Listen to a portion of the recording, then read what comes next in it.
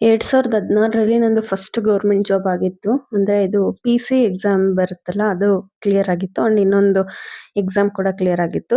ಅದನ್ನ ನಾನು ಪಬ್ಲಿಕ್ಕಲ್ಲಿ ಡಿಸ್ಕ್ಲೋಸ್ ಮಾಡಕ್ ಇಷ್ಟ ಇಲ್ಲ ಆ ಜಾಬ್ ಬಗ್ಗೆ, ಅದಕ್ಕೋಸ್ಕರ ಹೇಳ್ತಿಲ್ಲ ಅಷ್ಟೇನೆ. 2 ಗೌರ್ಮೆಂಟ್ ಜಾಬ್ ರಿಸೈನ್ ಮಾಡಿ ಈಗ ಅಂದ್ರೆ ಅವಾಗ ರಿಸೈನ್ ಮಾಡಿದ ರೀಸನ್ ಬೇರೆ. ಬೇಗ ಇನ್ನೊಂದು ನೋಟಿಫಿಕೇಶನ್ ಸಿಗುತ್ತೆ, ಇನ್ನು ಹೈಯರ್ ಪೋಸ್ಟಿಗೆ ಹೋಗ್ಬೋದು, ಬೇರೆ ಓದ್ಕೊಳ್ಳೋಣ, ಮತ್ತೆ ಕೆಲ್ಸಕ್ಕೆ ಹೋದ್ರೆ ಟೈಮ್ ಸಿಗಲ್ಲ ಅನ್ನೋ ಕಾರಣಕ್ಕೆ ನಾನು ವಿಥೌಟ್ ಸೆಕೆಂಡ್ ಥಾಟ್ ನಾನು ರಿಸೈನ್ ಮಾಡ್ಬಿಟ್ಟೆ 2 ಜಾಬ್‌ನು. ಆದ್ರೆ ಒಂದು ಸರ್ಕಾರಿ ಕೆಲಸ ತಗೊಳ್ಳೋದು ಎಷ್ಟು ಕಷ್ಟ ಅಂತ ನನಗೆ ಈ ರೀಸೆಂಟ್ ಟೈಮ್ಸಲ್ಲಿ ಗೊತ್ತಾಗ್ತಿದೆ. ಯಾಕಂದ್ರೆ 2016ರಲ್ಲಿ ನನಗಷ್ಟು ಕಾಂಪಿಟೇಷನ್ ಅನ್ನಿಸ್ಲಿಲ್ಲ.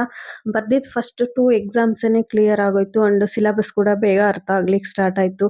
ಎಲ್ಲಾನು ಅಂದ್ರೆ ಅನ್ಕೊಂಡಿದ್ದ ಪ್ಲಾನ್ ರೀತಿನೇ ನಡೀತಿತ್ತು. ಆದ್ರಿಂದ ಅಷ್ಟು ರಿಸ್ಕ್ ಅನ್ನಿಸ್ಲಿಲ್ಲ.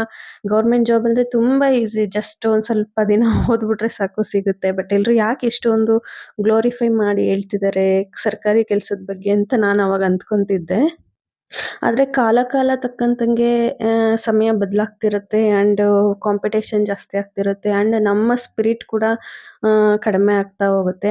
ಅಂದ್ರೆ ಯಂಗ್ ಏಜಲ್ಲಿ ಅಂದ್ರೆ ಲೈಕ್ ಜಸ್ಟ್ ಡಿಗ್ರಿ ಮುಗ್ದಾಗ ನಾವು ಓದೋ ರೀತಿ ಬೇರೆ, ಆಫ್ಟರ್ ಲಾಂಗ್ ಇಯರ್ಸ್ ಓದೋದು ಬೇರೆ. ಒಂದ್ 2-3 ಯಾವ್ದಾದ್ರು ನಾವು ಸೋಲನ್ನ ಕಂಡಾಗ ಅದರಿಂದ ಚೇತರಿಸ್ಕೊಂಡು ಮತ್ತೆ ರೀಸ್ಟಾರ್ಟ್ ಮಾಡೋದು ತುಂಬಾ ಕಷ್ಟ ಆಗುತ್ತೆ. ಅದರಲ್ಲೂ ಮತ್ತೆ ಟೈಮಿಗೆ ಕರೆಕ್ಟ್ ನೋಟಿಫಿಕೇಶನ್ ಸಿಗದೆ ಇದ್ದಾಗ ಅದೆಲ್ಲ ತುಂಬಾ ಕಷ್ಟಗಳಾಗುತ್ತೆ. ಸೊ ಇದನ್ನ ನಾನು ಅನುಭವಿಸ್ಬಿಟ್ಟಿದ್ದೀನಿ ಲೈಫಲ್ಲಿ.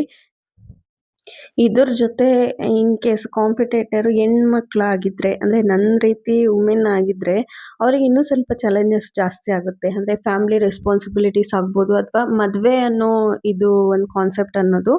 ಸೊ ಅದು ಮುಂದಸ್ತಿಕೆಗೆ ಬರುತ್ತೆ. ಯಾಕಂದ್ರೆ ಒಂದು ಡಿಗ್ರಿ ಆದಮೇಲೆ ಅಂದ್ರೆ ಡಿಗ್ರಿ ಆಗೋ ಅಷ್ಟರಲ್ಲೇ ಒಂದು 21-22 ಇಯರ್ಸ್ ಆಗಿರುತ್ತೆ. ಆಮೇಲೆ ಒಂದು 2-3 ಇಯರ್ಸ್ ಟೈಮ್ ಕೊಡ್ತಾರೆ. ಮನೆಯಲ್ಲೂ ಆಗ್ಬೋದು, ನಾವು ಕೂಡ ಕನ್ವಿನ್ಸ್ ಮಾಡ್ಬೋದು. ಈ 2-3 ಇಯರ್ಸ್ ಅಲ್ಲಿ ನಾನೊಂದು ಎಕ್ಸಾಮ್ಗೆ ಓದ್ತೀನಿ, ಇದು ಕ್ಲಿಯರ್ ಆದ್ಮೇಲೆ ಮದ್ವೆ ಮಾಡ್ಕೊಂತೀನಿ, ಆ ರೀತಿ ಮನೇಲಿ ಕನ್ವಿನ್ಸ್ ಮಾಡ್ಬೋದು.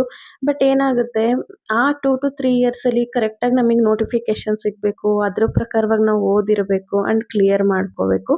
ಇನ್ ಕೇಸ್ ಅಲ್ಲಿ ಒಂದಲ್ಲ ಒಂದು ಕೆಲ್ಸದಲ್ಲಿ ನಾವು ಎಡವಟ್ಟು ಮಾಡಿದ್ರೆ, ಅಂದ್ರೆ ಈಗ ಒಂದೇನೋ ರಿವಿಷನ್ ಮಾಡೋದು ಕಡಿಮೆ ಆಗಿರ್ಬೋದು ಅಥವಾ ಪ್ರೀವಿಯಸ್ ಇಯರ್ ಕ್ವಶನ್ ಪೇಪರ್ ಓದ್ಕೊಳ್ದೇನೋ ಏನೋ ಒಂದು ರೀಸನ್ ಇಂದ ನಾವು ಸೆಲೆಕ್ಷನ್ ಲಿಸ್ಟ್ ಇಂದ ಹೊರಗಿರ್ತೀವಿ. ಆ 2-3 ಇಯರ್ಸ್ ಎಫರ್ಟ್ಸ್ ಎಲ್ಲ ನಮ್ ಕಣ್ಣ್ ಮುಂದೆನೆ ವೇಸ್ಟ್ ಅನ್ಸ್ಬಿಡುತ್ತೆ ನಮಗೆ. ಅಂದ್ರೆ ಅವಾಗ ಒಂಥರ ನಿರಾಶೆ ಭಾವ ಜಾಸ್ತಿ ಬಂದ್ಬಿಡುತ್ತೆ ಮನ್ಸಲ್ಲಿ. ಅದು ಸೊಸೈಟಿಯಲ್ಲಿ ಪ್ರೆಷರ್ ಕೂಡ ಅದೇ ರೀತಿ ಇರುತ್ತೆ. ಏಜ್ ಆದ್ಮೇಲೆ ಮತ್ತೆ ಏನೋ ಹಿಂಗೋ ಮತ್ತೆ ಲೈಫ್ ಹೆಂಗೋ ಅನ್ನೋ ರೀತಿ ಪೇರೆಂಟ್ಸ್ ಆಗ್ಬೋದು ಅಥವಾ ನಮಗೂ ಕೂಡ ಅದೇ ಭಯ ಇರುತ್ತೆ. ಅದಾದ್ಮೇಲೆ ಫ್ಯಾಮಿಲಿ ಲೈಫ್ಗೆ ಎಂಟ್ರಿ ಆದ್ರೆ ಬೇರೆ ರೀತಿ ಸಿನಾರಿಯೋಸ್ ಚೇಂಜ್ ಆಗುತ್ತೆ. ಅಫ್ಕೋರ್ಸ್ ಕೆಲವರು ಸಪೋರ್ಟಿವ್ ಆಗೂ ನಿಲ್ತಿದ್ದಾರೆ ಎಲ್ರಿಗೂನು. ಇವಾಗಂತೂ ತುಂಬಾನೇ ಚೇಂಜಸ್ ಆಗ್ತಿದೆ. ಪಾಸಿಟಿವ್ ರೆಸ್ಪಾನ್ಸ್ ಸಿಗ್ತಿದೆ ಹೆಣ್ಮಕ್ಳ ಬಗ್ಗೆ ಸಮಾಜದಲ್ಲಿ. ಸೊ ಅದ್ರ ಬಗ್ಗೆ ನನಗಂತೂ ತುಂಬಾ ಖುಷಿ ಇದೆ. ಭಗವದ್ಗೀತೆಯಲ್ಲಿ ಶ್ರೀಕೃಷ್ಣ ಒಂದು ಮಾತು ಹೇಳ್ತಾರಲ್ಲ, ಈ ಸಮಯ ಕಳೆದು ಹೋಗುತ್ತೆ ಅಂತ. ಅಂದ್ರೆ ಅದು ಖುಷಿ ಸಮಯ ಆಗ್ಬೋದು ಅಥವಾ ದುಃಖದ ಸಮಯ ಆಗ್ಬೋದು, 2 ಸಮಯಗಳು ಕಳೆದು ಹೋಗುತ್ತೆ. ಇವತ್ತು ನಾವು ಖುಷಿಯಾಗಿರೋ ಸಮಯನೂ ನಾವು ಕಳ್ಕೊಂತೀವಿ. ನಾಳೆದ್ದು ಏನಾದ್ರು ನಮ್ಮ ಲೈಫಲ್ಲಿ ದುಃಖ ಬಂದರೂ ಕೂಡ ಅದು ಇಮಿಡಿಯೇಟ್ಲಿ ಕಳ್ಕೊಂತೀವಿ. So show must go on ಅನ್ನೋ ಥರ. ಸ್ಪರ್ಧಾತ್ಮಕ ಪರೀಕ್ಷೆಗಳಿಗೆ ಪ್ರಿಪೇರ್ ಆಗೋರ ಮನಸ್ಥಿತಿ ಹೆಂಗಿರುತ್ತೆ ಅಂದ್ರೆ, ಒಂದ್ ಸರಿ ಏನಾದ್ರು ನಾವು ಫೇಲ್ ಆದ್ರೂ ಕೂಡ ಇನ್ ಒಂದ್ ಚಾನ್ಸ್ ಅಂತಾನೆ ಮನ್ಸು ಎಳೀತಿರುತ್ತೆ.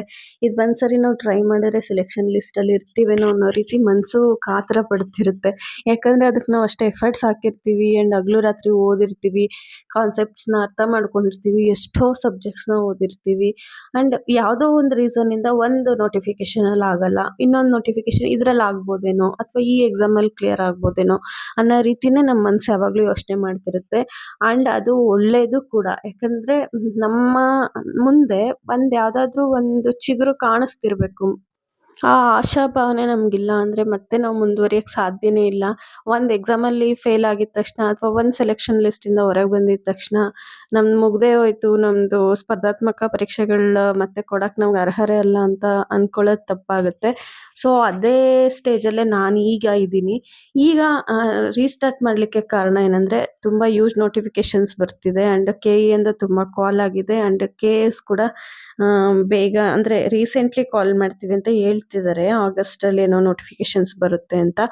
ಸೊ ಎಲ್ಲದಕ್ಕೂ ಓದಿದ್ದೀವಿ. ಈ 1 ವರ್ಷ ಯಾಕೆ ಟ್ರೈ ಮಾಡಬಾರ್ದು ಅಂತ ಹೇಳಿ ನನ್ನ ಮನಸ್ಸು ಕೂಡ ಹೇಳ್ತಾ ಇದೆ. ಬಟ್ ಒಂದು ಕ್ವೆಶ್ಚನ್ ನನ್ಗೆ ಯಾವಾಗಲೂ ಬರ್ತಾನೆ ಇರುತ್ತೆ. ಈಗ ಈವನ್ ಫ್ರೆಂಡ್ಸಿಂದ ಆಗ್ಬೋದು ಅಥವಾ ಫ್ಯಾಮಿಲಿಯಿಂದ ಆಗ್ಬೋದು. ಅಂದರೆ ರೀಸ್ಟಾರ್ಟ್ ಮಾಡಲಿಲ್ಲ ಅಂದರೆ ಒಂದು ರೀತಿ ಇರ್ತಿತ್ತು. ಅಂದರೆ ನಾವು ಬೇರೆ ಕಡೆ ಟರ್ನ್ ಆಗಿದ್ರೆ ನಮ್ಮ ಲೈಫ್ ಲೈಕ್ ಬಿಸ್ನೆಸ್ ಆಗ್ಬೋದು ಅಥವಾ ಬೇರೆ ಕೆಲಸ ಆ ರೀತಿ. ಬಟ್ ಅದು ನಡೀತಿದ್ರೂ ಕೂಡ ಈಗೇನಾದರೂ ಕಾಂಪಿಟೇಟಿವ್ ಎಕ್ಸಾಮ್ಸ್‌ಗೆ ಮತ್ತೆ ಪ್ರಿಪೇರ್ ಆಗ್ಲಿಕ್ಕೆ ಸ್ಟಾರ್ಟ್ ಆದರೆ ಅವಾಗ ಮಾಡಿದ್ದೇನು? ಅಂದರೆ ಈಗ 2 ಜಾಬ್ ಸಿಕ್ಕಿದ್ಮೇಲೆ ರಿಸೈನ್ ಮಾಡಿ ಮತ್ತೆ ಓದೋಂಥ ಅವಶ್ಯಕತೆ ಏನು ಅಂತ ಎವ್ರಿ ಟೈಮ್ ನನಗೆ ಈ ಕ್ವೆಶ್ಚನ್ ರಿಪೀಟ್ ಆಗ್ತಾನೆ ಇರುತ್ತೆ ನನ್ನ ಲೈಫಲ್ಲಿ. ನಾನು ಹೇಳಿದ್ನಲ್ಲ ಸ್ಟಾರ್ಟಿಂಗಲ್ಲೇ, ನಮ್ಮ ಆ ಏಜಲ್ಲಿ ಯಂಗ್ ಏಜಲ್ಲಿರೋ ಹುಮ್ಮಸ್ಸು ಬರ್ತಾ ಬರ್ತಾ ಕಡಿಮೆ ಆಗುತ್ತೆ.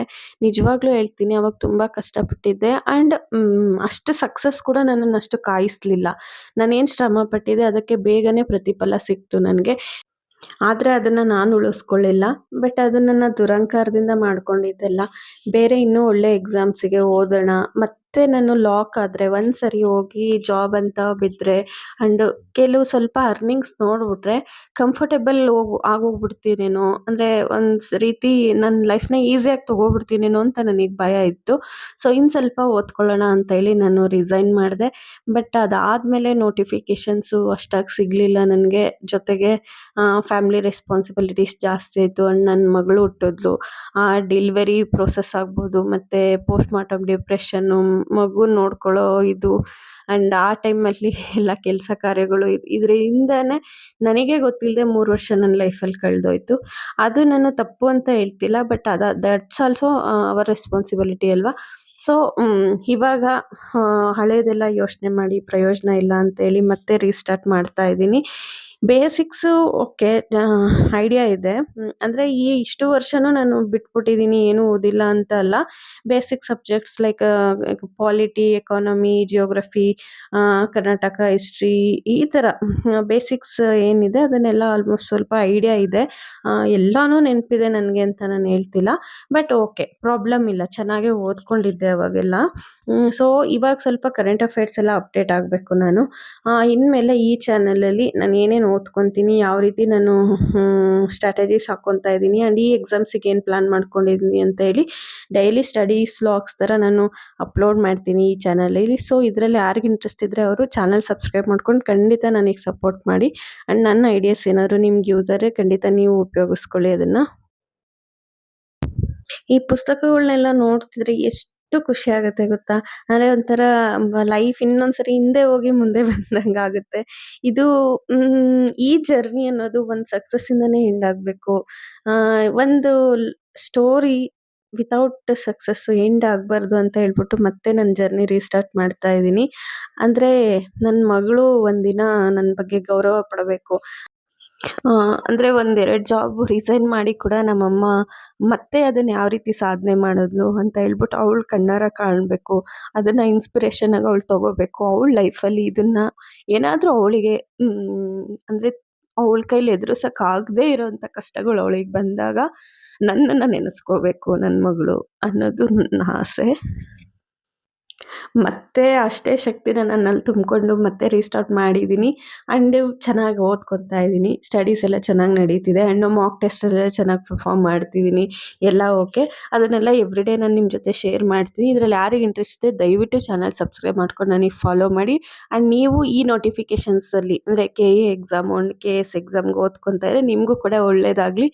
ನಿಮ್ಮ ಕತೆ ನನಗೆ ಕಮೆಂಟಲ್ಲಿ ತಿಳಿಸಿ ಆ್ಯಂಡ್ ನೀವು ಯಾವ ಎಕ್ಸಾಮ್ಗೆ ಓದ್ಕೊತಾ ಇದ್ದೀರಾ, ನಿಮ್ಗೆ ಇನ್ಸ್ಪಿರೇಷನ್ ಏನು ಎಲ್ಲ ಎವ್ರಿಥಿಂಗ್ ನನ್ನ ಹತ್ರ ಹಂಚ್ಕೊಳ್ಳಿ. ಕಮೆಂಟ್ ಸೆಕ್ಷನ್ ಯಾವಾಗಲೂ ಓಪನ್ ಇರುತ್ತೆ ಆ್ಯಂಡ್ ಇವತ್ತು ಸ್ವಲ್ಪ ಎಮೋಷ್ನಲ್ ಆಯಿತು ಬಿಕಾಸ್ ಆಫ್ ಪಾಸ್ಟ್ ಜರ್ನಿ ನೆನೆಸ್ಕೊಂಡು ಅಷ್ಟೇ. So that's it for today. Next ಒಳ್ಳೆ ಸ್ಟಡಿ ಲಾಗ್ ಜೊತೆ ಆ್ಯಂಡ್ ಸ್ಟ್ರಾಂಗಾಗಿ ನಾಳೆ ಭೇಟಿಯಾಗೋಣ. Thanks for watching. Thank you so much.